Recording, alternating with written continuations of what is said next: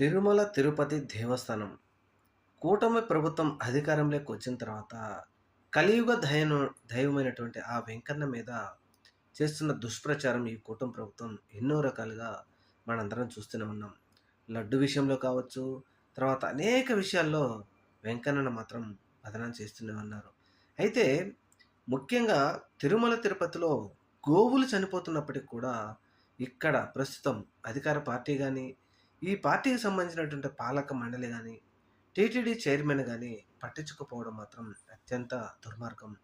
సనాతన ధర్మాన్ని కాపాడుతానని చెప్పినటువంటి పవన్ కళ్యాణ్ గారు గాని, లేకపోతే హిందువుల కోసమే మేమే పుట్టాం అని చెప్తున్నవారు గాని, మరి ఇప్పుడు తిరుపతిలో ఈ విధంగా గోవుల మరణాలు సంభవిస్తా ఉంటే ఎందుకు మాట్లాడటం లేదు? ఎందుకు పట్టించుకోవటం లేదు?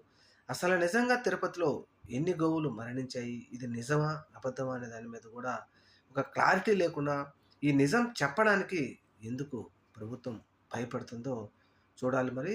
దీని మీద రాబోయే రోజుల్లో సమాధానం ఏమైనా దొరుకుతుందేమో చూద్దాం.